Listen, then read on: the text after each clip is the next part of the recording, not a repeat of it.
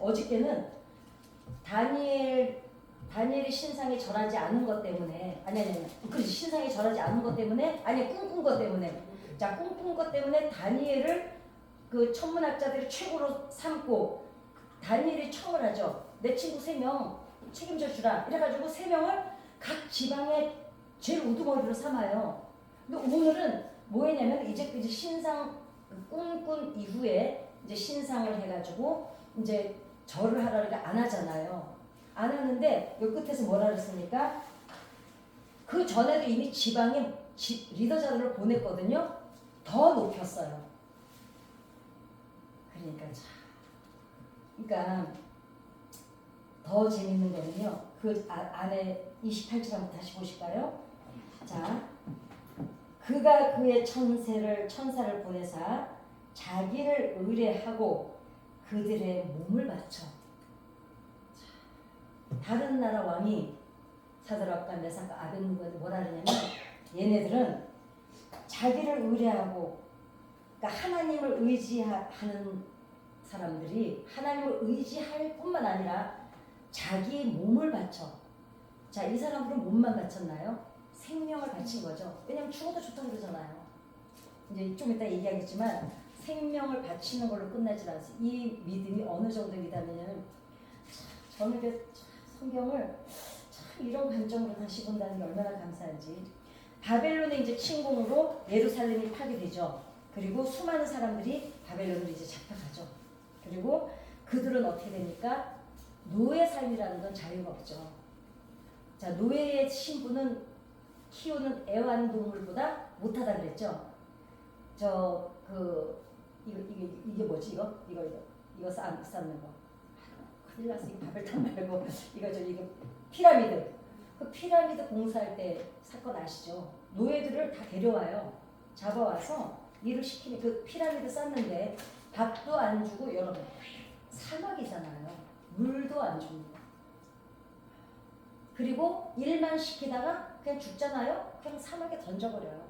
짐승의 밥이 되든지 우리가 집에서 키우다가 5개 병아리 한 마리가 죽어도 그렇게 내다 안 버리죠. 노예 신분은 그런 신분이었어요.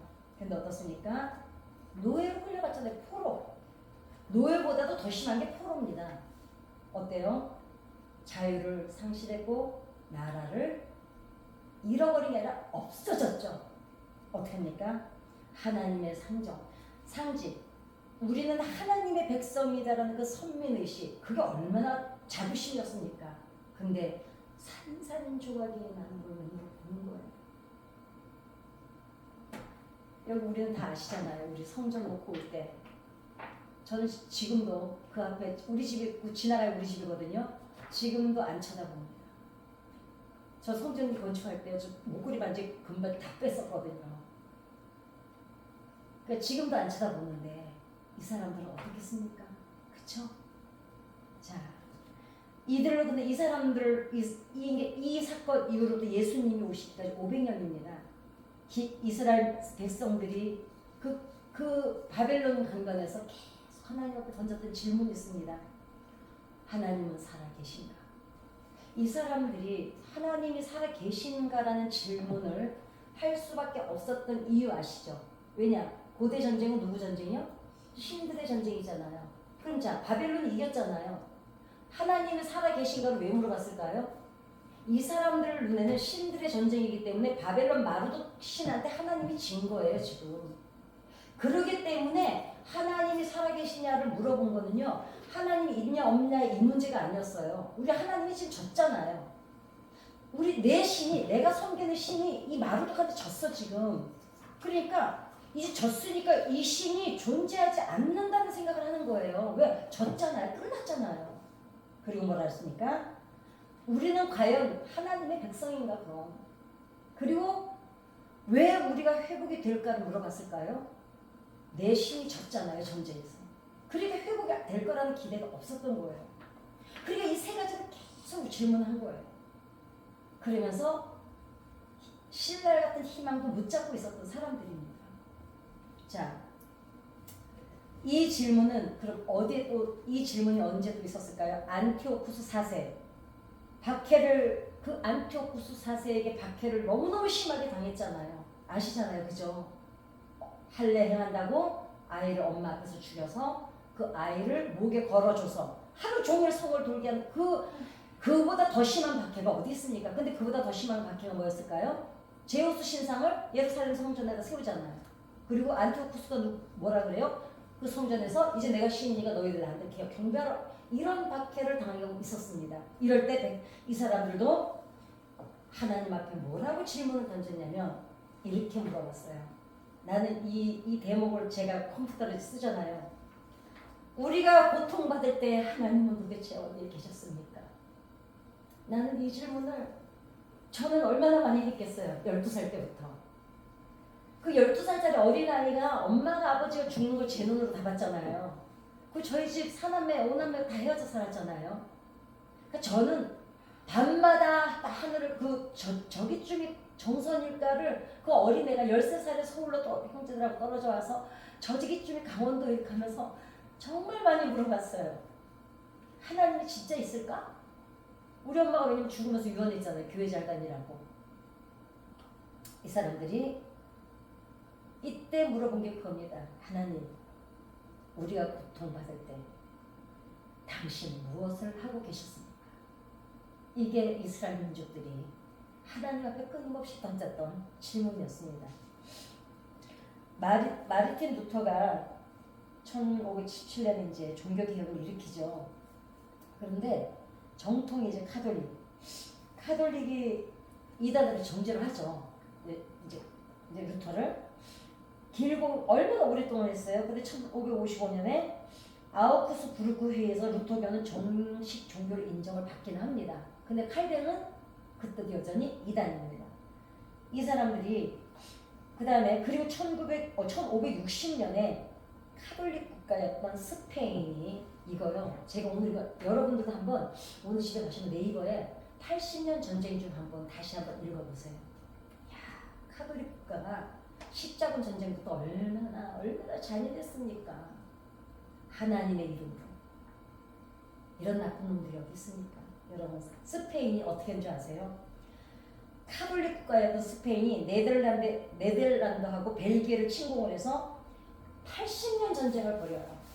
그런데 이곳을 침공한 스페인은 수많은 기독교인들, 프로테스탄트 성도들을 처형을 하는데 어떻게 처형을 했냐면 그냥 증거가 없어도 괜찮아요. 저 개신교 다니는데요. 이래도 그냥 뭐냐면 피해 법정이라고 했어요. 그냥 처형을 할 수 있었어요. 그럼 우리 지금 같으면 어때요? 증거 갖고 와 이러잖아요. 증거 같아도 상관없었어요. 그냥 내가 저 법정 앞에 가서 우리 이 권사님이요? 저 성형교회 다니는데 이러면 그냥 처형을 해버려요. 이렇게 법이 질서가 없는 이런 고통을 당할 때 이 사람들이 하나님 앞에 뭐라고 물어봤겠어요? 우리가 이렇게 당하고 있을 때 도대체 하나님 당신은 뭘 하고 계십니까? 이렇게 묻는 거예요. 자, 그렇게 피해 법정에 세워졌던 1560년대 하나님은 왜 고통받는 그 사람들한테 그러면 침묵하셨을까요? 누구죠? 히틀러. 그 60만 명이 가스실에서 죽어갈 때 왜 하나님은 그때 보고만 계셨을까요? 그러면 그 사람들이 죄로 인해서 죽었나요? 아니에요. 예수 믿는다는 하나로. 그것도 뭐 목사님들 설교하실 땐 그래요. 그래도 우리가 이 땅에 사는 게 목적이 아니지 않냐. 하루라도 빨리 천국 가는 게 나은데 그 순교 아니면 안 돼. 그건 안 당해본 사람들 얘기고요. 생각해보세요. 권사님들 자식들이 내 눈앞에서 죽여가지고 내 목에다 걸고 하루 종일 서울 시내를 돌으라 그러면 차라리 지옥을 가는 게 낫지. 무슨 천국 기다리면서 내가 예수 믿겠다고 하겠습니까? 여기가 지옥보다 더한데. 생각해보세요. 사람은 영혼이 아픈 것보다 육신이 아픈 게 먼저 느껴지잖아요. 아니 그렇잖아요. 육신은 당장 치면 아프니까. 그러니 여러분, 이 사람들이 지킨 믿음은 우리가 믿음을 가지고 논할 수가 없는 믿음입니다. 자, 그러면 그때로부터 오늘날까지 이 질문이 끝났을까요? 아니죠. 우리는 여전히 누군가 지금 세상 속에서 살아가면서 이 질문을 하나님 앞에 끊임없이 던지는 수많은 사람들이 있을 겁니다. 저도 불과 10년밖에 안 됐어요. 이 질문이 끝난 지가. 제 일평생이 그 질문이었어요. 정말 하나님이 살아계십니까? 하나님이 있는데, 제가 그랬어요. 제가 자살하러 가서 그랬어요. 하나님이 있는데 내 팔자 왜 이래? 그렇게 물어봤어요. 그러니까 하나님이 있다면서 우리 엄마가 그렇게 열심히 예수 믿고 감자 캐면은 제일 좋은 거 먼저 담아서 목사님 집 갖다 드리고, 새돈 똑같은 새돈 생기면 그거부터 먼저 챙겨다 드리고, 하나님 돈이라고 우리가 쓰지도 못하고 살았고, 하나님 도대체 어디 계신 거예요? 어디 계신 거예요? 그랬었어요. 저도요. 자, 그렇습니다. 고대 역사에는 고 바벨론과 신바벨론이 있죠. 자, 고 바벨론이라는 거는 19세기 함무라비. 자, 함무라비 법전은 아시죠? 법전이 제일 최초로 생긴 게 함무라비 법전입니다. 예, 이게 구 바벨론, 고 바벨론. 처음에 생긴 바벨론이고, 위에서 고대 메소포타미아의 문명을 통일했던 왕국이 고 바벨론입니다. 그 다음에 신바벨론은 누굽니까? 아수르를 물리치고 고대 문명을 통일했던 왕국을 말하는데 누구예요? 느부갓네살입니다. 아니, 느부갓네살이 아니라 느부갓네살의 아버지 나보폴라사르가 신바벨론 왕국을 통일했고, 그의 아들이었던 느부갓네살은 신바벨론을 왕국의 전성기를 이끌었어요. 아버지가 어떻게 해요? 왕국을 신바벨론을 통일을 해요. 하고 느부갓네살은 어떻게 하냐면 이제 제 최고의 전성기를 만들어요. 어느 정도로 만들었냐면 알려드릴게요. 흥미로웠던 것은 다신교였던 고대 메소포타미아를 둘러싼 종교와 관련된 건데, 고대 메소포타미아는 달의 신 난나를 섬겼습니다. 난나신을. 근데 메소포타미아를 통일했던 바벨론 왕국은 함무라비 왕은 달의 신이 아니라, 자, 누굴 섬겼어요? 마르두를 섬겼죠. 누구? 태양신. 그럼 이게 언제부터였는지 혹시 아세요? 니무롯이 바벨탑을 쌓았을 때, 예, 그랬을 때 저기 뭐지? 이제 니무롯이 죽잖아요. 그리고 그 아들 세미라미스가 자기가 저기 하늘로부터 왔다, 여왕, 하늘로부터 여왕이라면서 자기 아들 담무스를 안고 뭐라 그러냐면 자기 남편이 부활을 했다 그러면서 태양신을 섬기기 시작한 게 시작입니다. 그리고 바벨론은 어떤 신이에요? 저기 뭐지? 마르둑입니다. 그런데 태양신이야 달의 신이야, 이게 그러니까 이 사람들 고대 시에는 어떤 신을 섬기냐가 어느 정도로 중요했냐면, 엄청난 차이를 만들어 어떤 신을 섬기느냐에 따라서 건국 신화와 건국 이념이 달라지고. 자, 우리나라는 뭐예요? 뭐 저기 누가 뭐 먹고 예 우리는 그게 건국 신화잖아요. 웃기잖아요. 웃겨도 어때요? 우리는 학교에서 계속 그렇게 배우잖아요. 마늘 먹고 뭐 먹었죠 또? 쑥하고 마늘이에요? 아이고 세상에.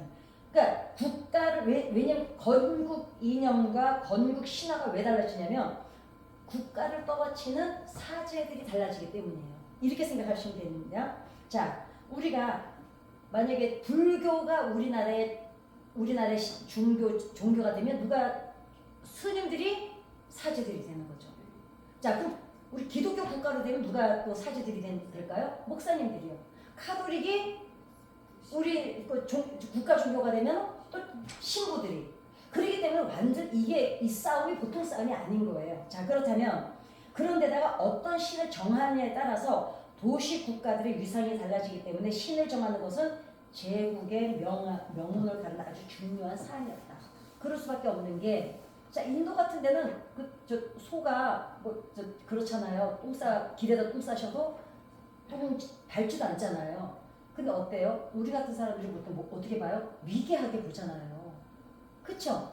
예, 그런 거예요. 그렇기 때문에 벌써 다른 나라들이 볼 때, 그 다음에 만약에 발전한 유럽이나 미국 이런 나라들이 볼 때, 만약에 우리가 맨날 저쪽 무당이 산에다 갖다 성황당 앞에다가 나무에다 얼굴 막 걸어놓고 맨날 이거를 전 세계에서 보고 있다면, 쟤네들 뭐야? IT 국가라면서 나라가 위상이 어떻게 될까요? 후져지는 거예요. 예, 그렇습니다. 그렇기 때문에 그 정도로 이때도 중요했다는 겁니다. 우리가 아는 갈대아 우루 하면 누가 생각나세요? 아브라함 생각나죠. 여기도 란나를 섬겼습니다. 누구? 달의 신. 예. 그래서 그런데 이런 달의 신을 섬기는 도시를 거점으로 해가지고 누가 탄생하냐면 아수르가 태어난 거예요. 아수르가 얼마나 악랄한지 저도 충분히 알았죠. 그래서 역사 속에 등장을 하고 반면 시날 평지에서 바벨탑을 세웠던 태양 종교는 바벨론의 시장이죠. 그래서 이런 전통들은 당시 이스라엘 사람들에게 아주 큰 영향을 주었던 우상의 실체였습니다. 근데 이스라엘 민족들이 어때요? 하나님이 계신데도 불구하고 여기다 끼워 저기도 끼워. 고대 로마 시대는 물론이고 지금까지 인류의 종교 속에 남아있는 흔적이죠. 어떤 게요? 지금도 별자리 가지고 운세 보고 그러잖아요 이제. 예, 이런 메소포타미아의 종교를 이해하는 것은 그러면 이 메소포타미아 고대 이 종교를 이해를 해야만 알고 짚고 가야만 다니엘서가 이해가 됩니다. 그래서 짚고 가는 겁니다. 신 바벨론의 전성기를 이끌었던 느부갓네살은 태양신 마르독을 나라의 최고의 신으로 정했다는 기록이 바벨론 연대기의 대형 박물관의 영국에 지금 그대로 보존 기록이 되어 있습니다. 그렇다면 예측이 되는 정책은 그러면 바벨론의 마르독 태양신이잖아요. 그 사제들은 그럼 이 사제들이 그 바벨론의 정권의 중심을 이끌었겠죠. 예. 그리고 달의 신을 숭배했던 제사장들과 도시들의 권력으로 달의 신을 숭배했던 제사장들은 어떡할까요? 달의 신을 섬겼던 사람들은 바벨론이 태양신을 주신으로 섬기고 나면 그러니까 우리나라 기독교 국가가 되면 스님들은 어떻게 해요? 밀려나겠죠. 그러니까 달의 신을 섬기던 사람 사제들은 밀려난 거예요. 한마디로. 이게 중요해요. 왜냐하면 사장이고 5장에 나옵니다. 이제 이게 바벨론이 왜 망했지가 나오는 게 이걸 이해해야 돼요. 달의 신을 섬겼던 사람들이 왜 밀려났는지 그리고 태양신이 왜 중요한지 그래야 바벨론이 망한 이유를 알게 됩니다. 그래서 느부갓네살은 태양을 중심으로 건국신화, 건국이념, 나라의 체제로 확립하는 단계로 나아갈 수밖에 없었고 그럼 그게 무엇이냐? 다니엘서 오늘 3장에 등장하는 신상을 숭배해서 달의 숭배자들을 배척하고 통치 체제를 확립하려던 시도했던 것이다. 이게 무슨 말이냐면 신상을 세운 거는요. 이제 이 달을 섬기던 사제들 다 몰아내면서 이제부터는 태양신을 섬긴다. 그걸 선포를 하면서 자기 신상을 세운 거예요. 세웠는데 1절에서부터 7절까지는 뭐냐면 느부갓네살 왕이 하나의 신으로 건국 이념을 만들었고 이 체제에 굴복할 것을 명령하면서 이 신상을 세우는데 태양신을 이제 섬겨야 돼. 달의 신 섬기던 건 이네들 다 물러가. 달의 신 섬기던 백성들도 다 돌아와 이제. 이러면서 자기 신상을 섬겼는데 60규빗이면은 지금 아파트 10층 높이래요. 예, 60규빗이 10층 높이 신상을 세우고 근데 고대 이집트의 스핑크스가 아파트 7층 높이니까 지금 자기 신상을 스핑크스보다 더 높게 세운 거예요. 아파트 10층 높이가 높게 세운 거예요. 그 신상이 어땠어요? 금, 동, 은, 철 막 이렇게 쫙 했잖아요 이제. 그리고 바벨론은 이미 3층 성벽을 세우고 3중 이 바벨론이 어느 정도로 거튼 이 나라가 절대로 점령당할 나라가 아니에요. 근데 이 태양신과 달의 신을 이해하고 있어야 어떻게 멸망했는지를 알 수가 있습니다. 3중 성벽 성을 이렇게 만들어놨는데 3중도 무지라서 해저를 만들었어요. 해도인가 뭔가 물. 성에서 내려다 보면 물을 건너지 않으면 이 성에 침투를 할 수가 없어요. 그러니까 이미 물 건널 때 어떻게 돼요? 다 죽이는 거야 그냥. 예. 성 주변을 물을 이렇게 흐르게 다 해놔가지고요. 그리고 어떻게 했습니까? 그때 세계 불가사의 공중정원 들어보셨습니까? 공중정원. 이 당시 공중정원을 이때 만들었는데 이미 이 사람들이 자기의 신상을 10층 높이 아파트 10층 높이를 지을 정도고 성을 3중으로 짓고 물을 다 둘러쳐놓고 공중정원이요. 한번 이렇게 보시면은요. 대형박물관에는 흔적이 남아 있거든요. 그게 사막지, 어찌됐든 그쪽은 다 거의 사막지대잖아요. 공중 몇 층 높이에다가 자기 왕비를 위해서 느부갓네살 왕이 자기 아내를 위해서 공중에다 정원을 만드는데 아주 대단한 정원이었습니다. 그래서 오죽하면 저렇게 만들 수가 없다 해서 세계 7대 불가 사이에 들어간대요. 근데 그런 정원이 니느웨 성에도 있었답니다. 그래가지고 그러니까 이미 높은 층의 건물을 세우는 것이 큰 어려움이 없을 정도 이미 이때가 어때요? 이미 건축이 발전해 있었던 거예요. 그런데 이렇게 높은 신상을 세워놓고 이 신상에 굴복하지 않으면 풀무불. 자, 풀무불 이 당시 여기에 성경에 나오는 풀무불은 우리 왜 대장간 한 이 정도 여기 이 정도에서 불 펄펄 끓는데 우리가 대장간은 가끔 보죠. 그래봤자 요 정도밖에 안 돼요, 그죠? 이렇게. 근데 무기를 만드는 지금 여기에 나오는 거는 무기를 만드는 풀무불이에요. 아주 거대한 풀무불입니다. 여기에다가 지금 집어넣는다고 위협을 한 거예요. 그런데 8절에서 18절까지 이제 어떤 일이 일어납니까? 다니엘의 새 친구는 결코 절하지 않겠다고 결의하고 그 명령에 저항을 합니다. 그래서 우리는 절하지 않겠다. 그런데 다니엘의 새 친구는 반드시 하나님께서 용광로에서 그들을 구원해 주신다고 100% 확신을 했을까요? 안 했을까요? 어떠세요? 그동안 우리 신앙생활하면서 다니엘서 읽어본 바에 의하면 안 믿었어요. 네. 지금 이게 너무너무 중요합니다. 그리 아니하실지라도 자신들의 믿음을 굴복하지 않겠다고 했습니다. 근데 이게 지금 왜 그러니까 자 우리는 그 사람들 믿음 대단하다. 그리고 안 구해주셔도 우리는 이 믿음 지키겠습니다. 이 정도잖아요. 그 정도가 아닙니다. 자 보세요. 새 친구의 믿음이 위대한 이유가 있습니다. 왜? 첫째 하나님이 지금 마르독한테 이겼어요? 졌어요? 너무 중요한 사건이에요. 자, 이 사람들이 내가 믿던 하나님이 우리가 예수 믿었어요.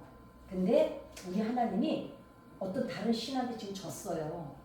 그래서 우리 신은 이제 패배해서 없어요. 이 새 친구 이 사람들 이 유대인들한테는요. 이 고대 사람들 전쟁은 신들의 전쟁이잖아요. 내가 섬기던 신이 지금 사라진 거예요. 그리고 쓸모가 없는 신이 된 거예요. 우리는 지금 성경을 다 보니까 믿지만 이 사람들은 이 당시 이 성경이 없었어요. 그냥 증거도 없고 증서도 없고 그냥 파피루스로 이렇게 몇 개 돌아다니는 증거밖에 없었습니다. 그런데 이 사람들이 없어진 하나님인데 이 새 친구가 지금 마르독한테 지은 신 그리고 하나님이 계신다고 했던 그 성전이 어떻게 됐어요? 산산조각이 나는 걸 눈으로 봤어요. 하나님이 힘이 없어요. 이 하나님은 전능하신 하나님 아니에요. 그런데 이 사람들이 뭐라 그래요? 그 하나님을 여전히 어떻게 보면 여러분 정말 중요한 거는 이 사람들이 지금요 하나님보다 이 사람들 의의가 더 중요해요. 아니 안 그래요? 지금 이 사람들 의식 속에는 하나님이 없어요. 망했어요. 하나님이 패배했어요. 그런데 그리 아니하실지라도 그 말을 그래서 하는 거예요. 이제 우리 하나님이 신이 없기 때문에 그 하나님이 우리를 구해주지 못할 거라는 생각을 했어요. 그래도 우리는 배신 안 하겠다는 기본이 있지만 왜 못할 거라고 생각했을까요? 나라가 지금 망하는데 하나님이 못 구해줬잖아요. 우리 나라도 못 구한 하나님이 우리를 구할 리가 없다는 생각을 한 거예요. 이게 그냥 그리 아니하실지라도 믿음 지켰을 때 이 수준이 아닙니다. 철저히 패배한 하나님. 아무 힘도 없는 하나님. 전능 아무것도 아닌 하나님. 그런데도 뭐라 그래요? 그 하나 어쩌면 얘네들이 생각을 해요. 어쩌면 우리 하나님이 나라 다 잃었어. 자기 성전도 못 지킨 하나님.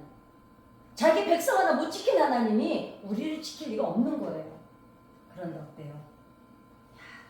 그러니까 대단한 거예요. 두 번째는 뭘까요? 세 가지 질문이 있죠. 그럼에도 그리고 이 사람들이 뭐라고 계속 질문해요? 하나님 계십니까? 우리 사랑하세요? 우리가 회복이 있습니까? 전능하신 하나님, 자, 우리 같으면 이 질문 합니까? 안 하죠. 왜냐? 우리는 지금 틀림없이 믿고 있잖아. 66권의 성경을. 이 사람들이 계속 이 질문을 했다는 건 뭐예요? 확신이 없으니까 계속 물어보는 거예요. 그런가? 아닌가? 이렇게. 그런데도 그리 아니하시죠. 또 하나. 어쩌면 그 하나님이 없을지도 모르는데 끝났을지도 모르는 그 하나님을 그러거나 말거나 우리는 그 하나님 안 버리겠다는 하나님은 눈물 나실까요? 안 나실까요? 우리는 이미 좀 보여드릴 수 있을까요? 지금 하나님이 배후에 계신 걸 우리는 알아요. 왜냐? 지금 역사책을 보고 있으니까. 이 세 친구들은 모릅니다. 그리고 철저히 하나님이 어쩌면 끝났다고 이러는데 여러분 이러는데 그 아버지를 믿어드려요. 이 애들이 그래봐야 아직 20살도 안 됐습니다. 왜냐면 3년 훈련받고 이제 나왔잖아요. 저는 여기서요 그냥 가슴이 쿨한 거예요. 하나님이 얼마나 고마우셨을까? 얼마나 고마웠을까? 하나님이. 그러는데 여러분 그 믿음을 지킨다는 거예요. 19장에서 30절 어떻게 됩니까? 다니엘의 세 친구는 풀무불 용광로 속에서 살아남았습니다. 놀라운 장면은 세 사람이 용광로 속에 들어갔지만 느부갓네살 눈에는 네 사람으로 보였다는 거예요. 여러분 얘네들은 세 명의 눈에는 하나님이 인자라 그래요.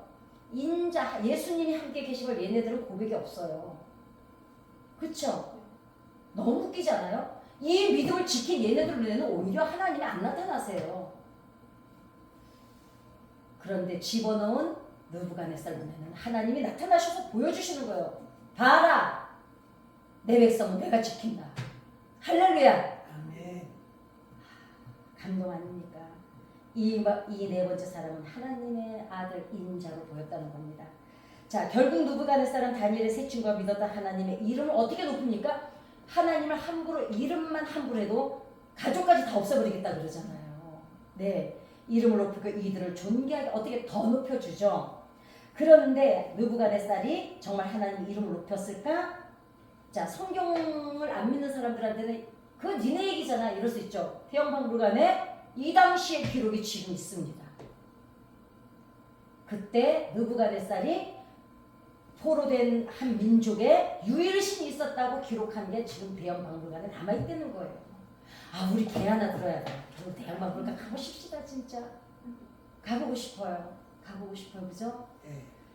자, 대형박물관에는 느부갓네살이 제국을 하나의 신으로 만들어서 조치를 취했던 흔적이 지금 기록이 남아있다는 겁니다. 자, 그러면 이 기록을 접했을 주전 20세기 안티오쿠스 4세의 박해를 겪었던 이스라엘 백성들은 다니엘서를 통해서 어떻게 했을까요? 힘을 얻었죠. 왜냐? 그 끝나버린 하나님, 전능은 없어진 하나님, 자기 성전 하나도 못 지킨 하나님, 자기 백성을 포로로 보내는 하나님, 태양신 마르둑에게 졌다고 생각했던 그 하나님이 어디에든 나타나시는 거예요. 그리고 어떻게 해요? 1장 마지막 절에 뭐라 그래요? 마지막에 이 사람들을 예레미야서를 언급하고 계시잖아요. 70년이 차면 어떻게 한다고요? 너희를 내가 다시 본 곳으로 돌아오게 했다는 예언을 하나님이 툭 던져놓으신 거예요. 1장 마지막 절에. 예레미야서에 예언하셨던 거를 1장 마지막 절에 한 절 툭 던져놓으신 거예요. 니네가 70년 되면 내가 다시 본 곳 돌아오게 할 거야. 그 예언을 예레미야에서 했는데 얘네들이 잊어버릴까봐 다니엘서 마지막 절에다 툭 던져놓으세요. 고레송 62세였더라고 어쩌고저쩌고 하잖아요.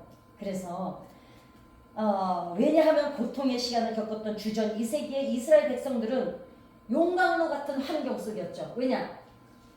안티오쿠스 4세가 얼마나 박해를 했습니까?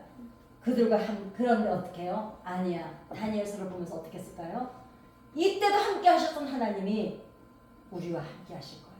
그거 가지고 기다렸던 거예요. 견뎠던 거예요.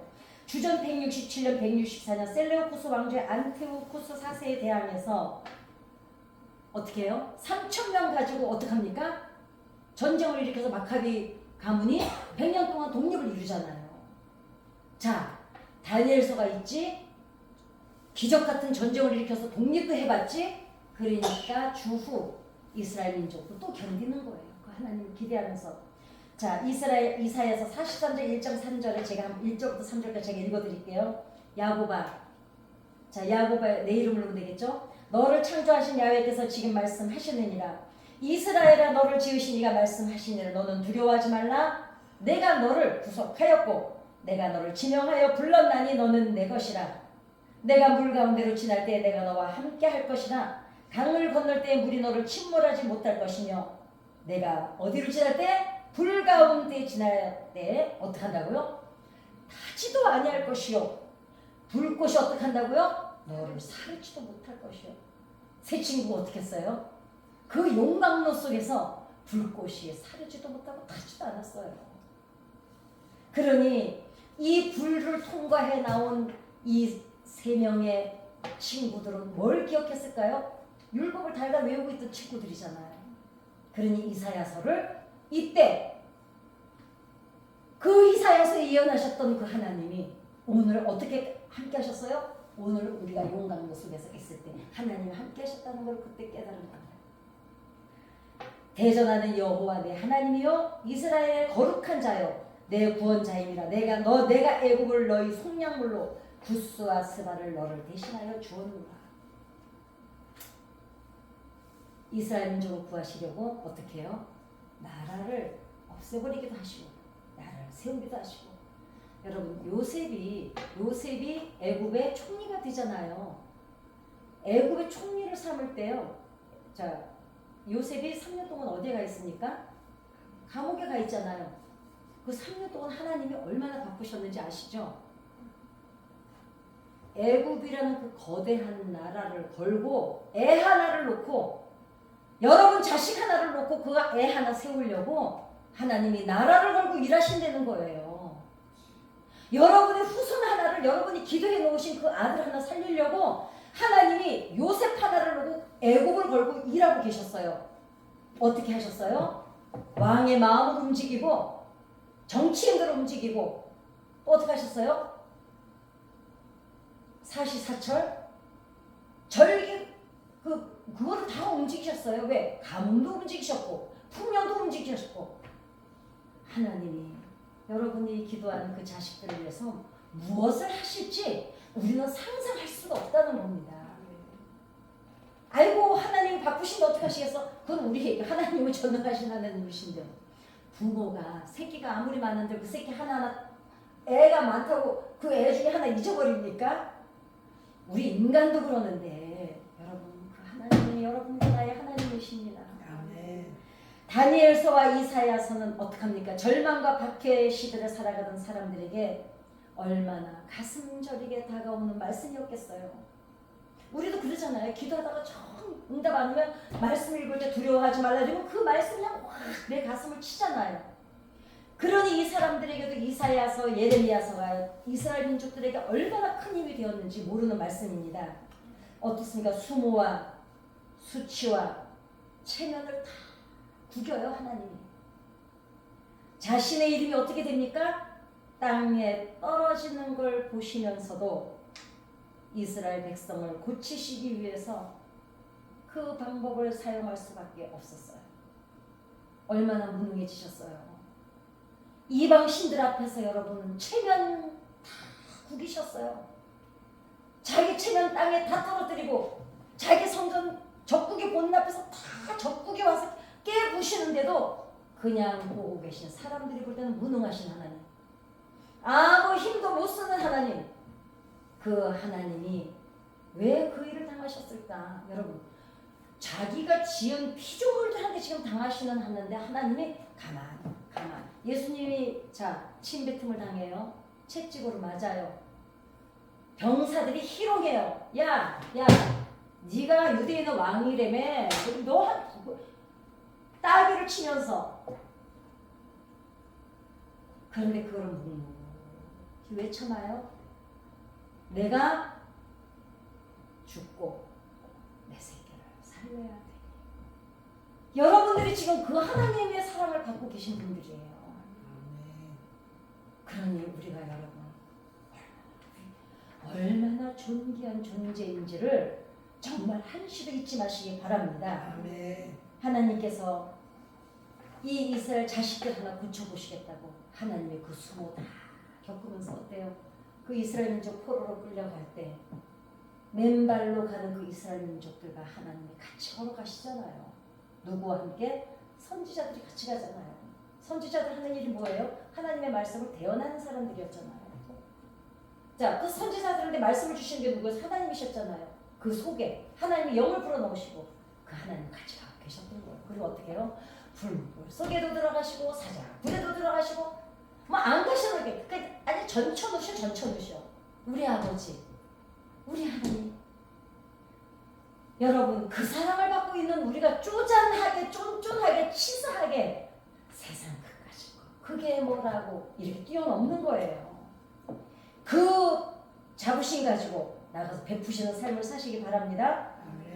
그날 하나님을 원망하고 정말 살아계신지 맞는지 우리가 그의 백성이 맞는지 의심하는 이스라엘 민족 또 오늘날 우리를 끝끝내 바벨론 땅까지 따라가실 뿐만 아니라 오늘도 우리와 함께 하시는 그 하나님 그리고 우리 곁에 늘 계시는 하나님 그 하나님에게 여러분과 나는 이게 너무 가슴을 확 치고 들어오는 말씀 아닙니까? 그 하나님 여러분들에게 누구십니까? 오늘 그 하나님을 만나고 가시기 바랍니다. 주기도문하고 기도하겠습니다. 하늘에 계신 우리